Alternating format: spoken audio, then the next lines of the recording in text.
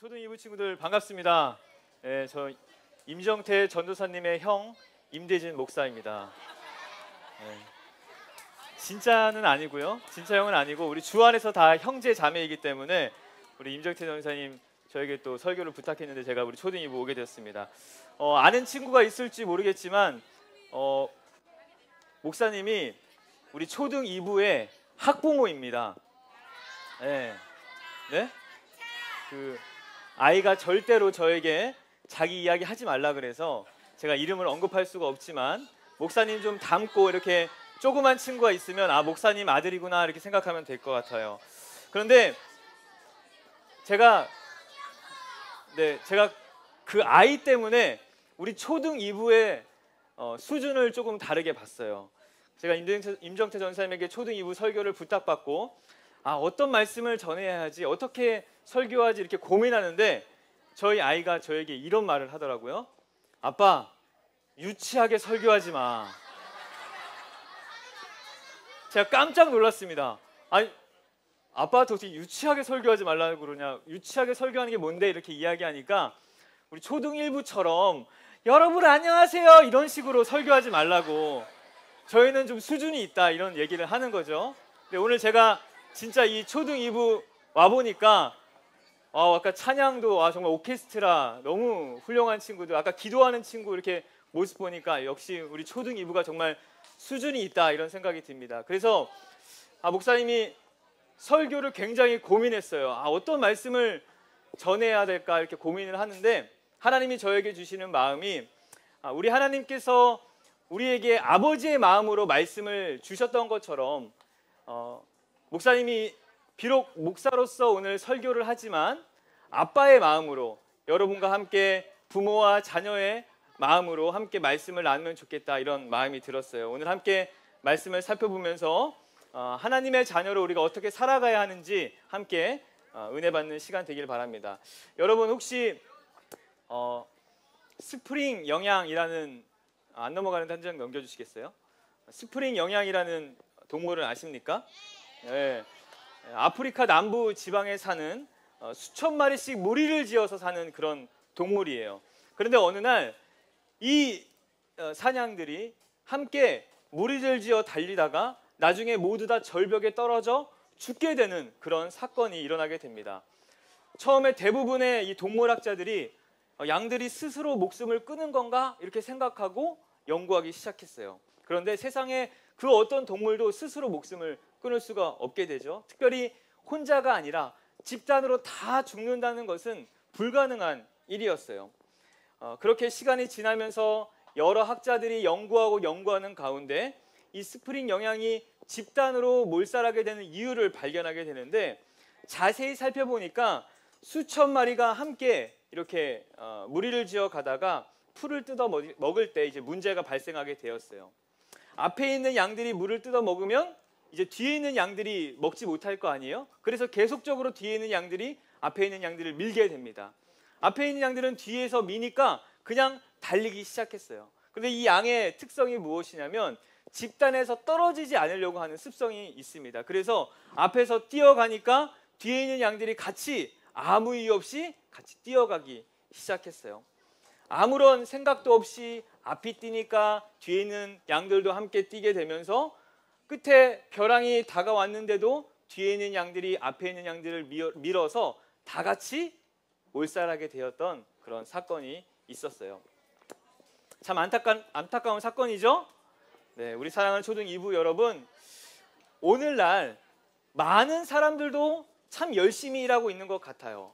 아침 일찍 일어나서 열심히 밤 늦게까지 일하는 모습들을 우리 친구들이 많이 봤을 텐데 마치 스프링 영양처럼 무엇을 위해 그렇게 열심히 달려가는지 모르고 우리가 그렇게 살아갈 때가 참 많다는 거예요.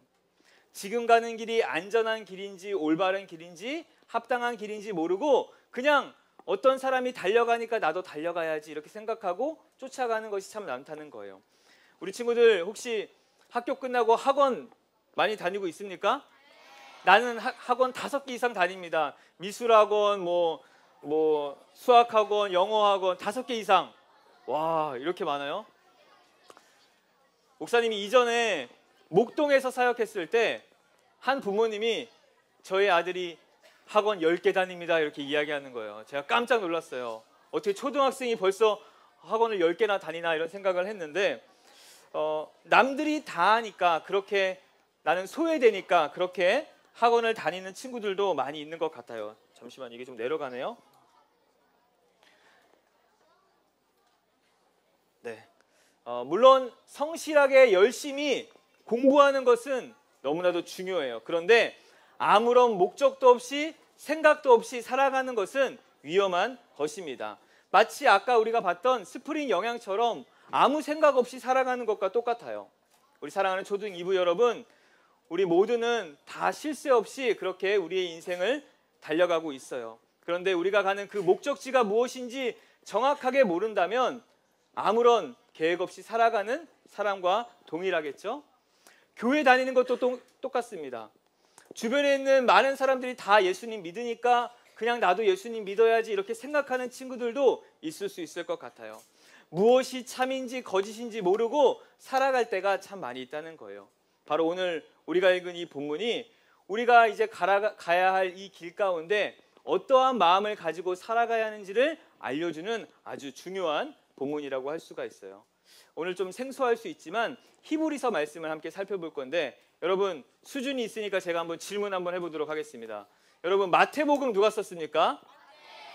역시 초등 2부 수준이 있습니다. 그럼 마가복음은 누가 썼습니까? 역시 대단합니다. 그럼 세 번째 히브리서는 누가 썼어요? 여기서 여러분의 수준이 드러나는 거예요. 네. 자, 히브리서 누가 썼을까요? 바울. 아니에요. 참 안타깝게도 히브리서는 그 누가 썼는지 도저히 확인할 수가 없어요. 보통 모든 성경은 하나님이 그 사람에게 감동을 주셔서 집필하게 하셨는데 성경마다 다 저자가 있습니다. 그런데 오늘 이 유일하게 히브리서는 그 성경의 저자에 대해서 우리가 알지 못해요. 보통 저자가 누구인지 알아야 이 말씀이 언제 작성됐는지 우리가 생각해 볼 수가 있는데 여기에는 도저히 이 성경에는 그 저자에 대한 내용들이 확인할 수가 없습니다. 그렇다면 왜 이 성경에는 기록자가 없을까? 우리가 그렇게 생각해 볼 수가 있을 것 같아요. 그런데 현대에도 우리가 공개하기 어려운 지역의 선교사님을 생각하면 알 수 있을 것 같습니다. 오늘도 우리 준기가 이제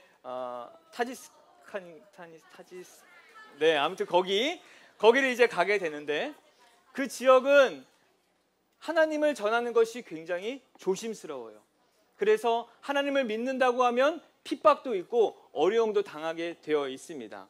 마찬가지 당시 히브리서 기자가 공개하기 어려운 자신의 이름을 이야기하기 어려운 지역에 있지 않았을까 우리가 그렇게 생각해 볼 수가 있어요. 특별히 예전에 기독교를 박해하는 많은 사람들이 있었는데 특별히 유대교들이 신앙의 방해가 매우 심했어요. 유대교인들은 기독교인들이 예수님을 믿지 못하도록 심하게 박해하고 물고 늘어졌습니다.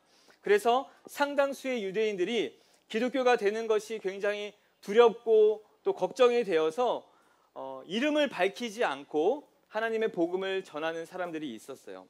특별히 이 히브리서 저자가 마치 그 당시에 있었던 문제를 저자를 밝히지 않고 하나하나 알려주는 그런 내용들로 담겨 있어요. 그 첫 번째가 무엇이냐면 바로 한 장 넘겨주시겠습니까? 예수님의 뛰어나심에 대해서 증거하고 있어요. 누구의 뛰어나심이라고요? 네, 당시 히브리서를 작성해서 그 시대에는 예수님보다 천사를 더 숭배하는 것들이 많았어요. 우리 인간은 하나님을 찬양할 수 없는 존재다 생각하고 천사를 통해서만 하나님께 갈 수 있다 이렇게 생각했어요. 그래서 천사를 따라 흉내하는 모습들이 그 가운데 참 많이 있었습니다. 그래서 그렇지 않다. 예수님만이 유일한 하나님이시다라는 것을 우리에게 알려주는 것이 바로 히브리서의 중심 내용이에요. 두 번째가 더 중요한데 히브리서 기자는 뛰어난 그리스도인, 뛰어난 예수님을 믿는 자들을 알려주고 있어요. 여러분, 우리가 왜 뛰어난 존재입니까? 사실 우리는 혼자 있으면 도저히 뛰어난 사람이 될 수 없어요. 그런데 우리에게는 우리가 믿는 하나님과 예수님이 함께 계시기 때문이에요. 우리에게는 아무 능력이 없지만 우리 주님이 우리를 이끌고 가시기 때문에 그 주님을 따라 살아가는 자들은 뛰어나다라고 히브리서는 우리에게 말해주고 있어요. 오늘 우리가 읽은 본문 10장 19절 시작에 그러므로 형제들아 이렇게 기록하고 있는데, 여러분들이 성경을 읽을 때 그러므로라는 단어를 굉장히 중요하게 생각하고 읽어야 돼요. 왜냐하면 이 그러므로라는 단어는 앞의 이야기와 뒤의 이야기를 연결시켜주는 이야기이기 때문입니다.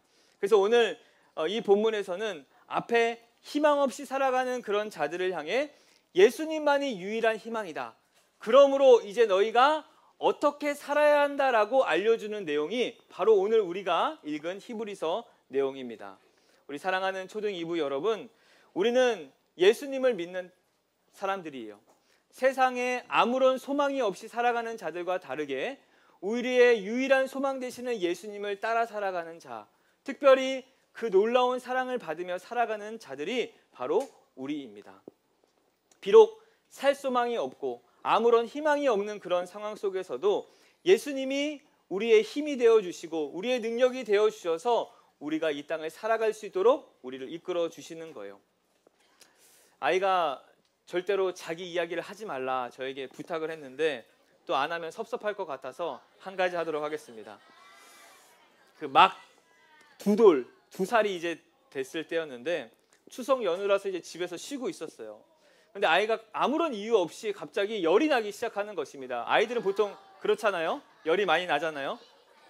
그래서 급하게 이제 응급실에 가게 되었는데 이제 의사 선생님이 엑스레이를 찍어보고 확인을 해야 된다라고 이야기했습니다. 그래서 부모 입장에 굉장히 겁이 났겠죠. 그래서 아이가 이제 들어가는 것을 보는데 이제 처음 들어가는 곳이어서 그런지 막 울기 시작하는 거예요. 그런데 담당자가 아빠는 밖에서 기다리세요 이렇게 말을 하는 거죠. 그래서 혼자 밖에 앉아서 기다리고 있는데 아이의 울음소리가 안에서 계속적으로 울려 퍼졌습니다. 그래서 무슨 일이 있는가 하고 문을 열어보려고 이렇게 다가갔는데 그 앞에 글자가 보였어요. 관계자 외 출입 금지. 들어가고 싶어도 들어갈 수 없는 것. 출입 금지 구역이었어요. 병원 외에도 이런 출입 금지라는 단어 많이 보셨죠? 네, 우리가 갈 수 없는 그런 곳입니다. 그런데 우리의 인생에서 가장 절망적인 그런 출입 금지는 다른 것이 아니라 우리의 창조자 되시는 그 하나님께 나아갈 수 없는 것이에요. 태초에 하나님께서 세상을 아름답게 창조하실 때 하나님께서 하나님과 충만한 복을 누리며 살아갈 수 있도록 하나님의 나라를 만들어 주셨어요. 그런데 우리의 죄 때문에 우리는 더 이상 그 하나님 나라에 갈 수 없는 그런 존재가 되었습니다. 성경에서는 이것을 뭐라고 이야기하냐면 죽음이라고 이야기합니다. 우리가 죽음이라고 생각하면 그냥 우리의 삶이 끝나는 것이다 이렇게 생각하지만 정말 죽음은 하나님과 가까이 할 수 없는 존재가 되는 것을 성경에서는 죽음이라고 이야기하는 거예요. 구약에서 바로 이러한 모습을 자세하게 보여주는 곳이 있는데 그곳이 바로 성소라는 곳입니다. 이 그림 본 적 있어요? 구약시대에 하나님께 예배하는 장소였습니다. 이 성소 안에는 지성소라고 저기 연기 나는 곳이 있죠? 그 연기 나는 곳이 지성소인데 그 안에는 하나님의 임재를 상징하는 법궤가 놓여 있어요. 이곳에는 아무나 들어갈 수 있는 곳이 아니었습니다. 1년에 딱 한 번 속죄일에 대제사장만 들어갈 수 있는 곳이었어요. 그리고 그 성소 앞에는 이 지성소에 들어가는 커튼과 같은 큰 천이 하나 놓여 있는데 오늘 본문 20절에 나오는 휘장이라는 것이 있었습니다. 이 크고 튼튼한 휘장을 보면서 인간은 깨닫게 되는 거예요. 아, 우리는 하나님 앞에 도저히 갈 수 없는 존재이구나 라는 것을 깨닫게 되는 거죠. 그런데 그런 우리에게 놀라운 일이 벌어졌어요. 인간은 도저히 출입할 수 없는 그 출입금지 같은 그런 길을 우리 예수님께서 열어주신 거예요. 마가복음 15장에 보면 예수님이 십자가에 달려 죽으시는 장면 속에서 예수님이 육체를 드렸던 그 시간에 휘장이 쫙 찢어지는 그런 사건이 나오게 됩니다. 이제 예수님을 믿는 사람, 예수님을 따르는 사람들은 이 휘장이 찢어진 것 같이 하나님께 나아갈 수 있는 그런 길이 열린 거예요. 오늘 20절의 표현대로라면 예수님이 우리를 위해 새로운 길을 열어주신 거예요. 우리 사랑하는 초등 2부 여러분, 우리 그리스도인들은 바로 예수님으로 인해 놀라운 특권을 받은 자예요. 하나님께 나아갈 수 없는 죽음과 같은 존재였는데 예수님 때문에 이제 하나님께 나아갈 수 있는 놀라운 뛰어난 그리스도인이 된 것이에요. 우리 옆에 친구에게 이렇게 한번 고백해 봅시다. 몰라봐서 죄송합니다. 대단한 존재였습니다.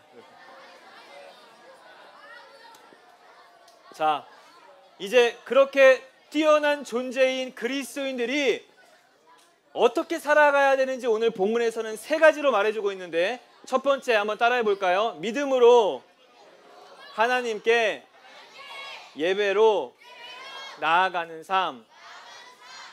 자, 우리 오늘 본문 21절, 22절 같이 한번 읽어보겠습니다. 시작. 또 우리에게는 하나님의 집을 다스리는 위대한 대제사장이 계십니다. 그러니 진실한 마음과 확실한 믿음을 가지고 하나님께 나아갑시다. 우리는 죄책감에서 깨끗해지고 자유로워졌으며 맑은 물로 몸이 씻겨졌습니다. 자, 히브리서 기자는 우리 그리스도인, 그렇게 뛰어난 예수님의 자녀들이 이제 어떻게 살아가야 되는지 알려주고 있는데, 바로 믿음으로 하나님께 예배하는 삶이에요. 우리에게는 이제 큰 대제사장이 계십니다. 예수님이 우리 친구들이 하나님께 예배할 수 있는 그런 자들로 불러주셨어요. 하나님은 하나님을 그렇게 믿고 따르는 자들에게 반드시 상을 주신다고 하셨는데, 우리 히브리서 11장 6절 같이 한번 읽어보겠습니다. 11장 6절이에요. 시작. 믿음이 없이는 하나님을 기쁘시게 하지 못하나니 하나님께 나아가는 자는 반드시 그가 계신 것과 또한 그가 자기를 찾는 자들에게 상 주시는 이심을 믿어야 할지니라. 믿음을 가지고 하나님께 나아가는 자들에게는 반드시 상을 주신다. 하나님이 우리에게 말씀하여 주세요. 우리 사랑하는 친구들, 혹여나 여러분의 삶 속에 정말 나 혼자밖에 없구나 이런 외로운 마음이 들 때 이 말씀을 기억하십시오. 하나님은 언제나 여러분과 함께하여 주셔서 여러분에게 놀라운 상을 베풀어 주시는 하나님이심을 여러분들이 기억하시길 바랍니다. 특별히 여러분의 예배하는 삶을 통해서 하나님은 영광 받아 주셔서 날마다 여러분에게 은혜를 주시는 거룩하신 하나님임을 여러분들이 반드시 기억해야 하는 것이에요. 두 번째 한번 따라해 볼까요? 우리가 믿는 도리의 소망을 굳게 잡는 삶. 우리 23절 읽어보겠습니다. 시작. 하나님께서는 약속하신 것을 지키시는 신실한 분이시니 우리가 고백한 소망을 굳게 붙듭시다. 오늘날 풍요로운 이 서구 문화 속에서 기독교와의 진리가 아무렇게나 변질되고 있습니다. 몇 해 전만 해도 교회 일치 운동이라고 천주교, 불교, 기독교, 이슬람 모든 종교가 통합되어야 된다 이런 주장이 있었어요. 그런데 우리가 지켜야 할 것은, 우리는 절대로 우리가 믿는 이 하나님의 말씀의 진리 앞에 타협하면 안 되는 것이에요. 목사님이 기독교 역사를 공부했는데 잘못된 신학이 가득했던 그 카톨릭이 가득했던 그 시대, 종교개혁 시대 때 루터라는 신학자는 당시 작은 신학의 차이만이라도 대항하면서 서로 다투었어요. 화형까지 당하는 그런 어려운 상황이 있었음에도 자신이 믿는 그 복음을 절대로 타협하지 않았다는 것입니다. 히브리서에 있었던 당시에도 유대교로 돌아가야 된다는 많은 사람들이 있었는데 우리가 거기서 절대로 타협하면 안 된다는 것이 오늘 본문의 내용이에요.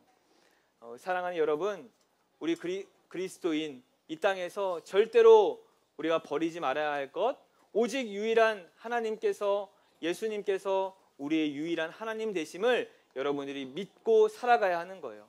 그 다른 것들과 비교하거나 쫓아가는 것이나 섞여지는 것이 아니라 우리가 믿는 그 도리를 붙들며 살아가야 하는 것이에요.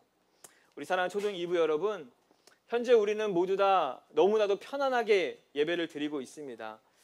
오늘날 믿음을 지킨다는 것이 이전보다 사실은 더 어려워졌을지는 몰라요. 왜냐하면 교회를 다닌다고 무시하고 욕먹는 시대가 되었기 때문이에요. 그래서 우리 초등 2부 친구들에게 목사님이 참 미안한 마음이 큽니다. 그 모든 것들이 사실은 이 목사님부터 우리 모든 어른들의 잘못이기 때문이에요. 그런데 그런 것으로 인해서 이 복음이 훼손되어서는 안 돼요. 우리가 절대로 이 복음을 붙들며 살아가는 그런 삶을 살아가야 하는 것이에요.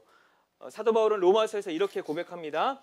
내가 복음을 부끄러워하지 아니하노니 이 복음은 모든 믿는 자에게 구원을 주시는 하나님의 능력이 됨이라. 이 복음의 능력을 끝까지 붙들며 살아가는 우리 귀한 초등 2부 친구 되기를 간절히 축복합니다. 우리 마지막으로 우리 24절, 25절 읽어보도록 하겠습니다. 시작!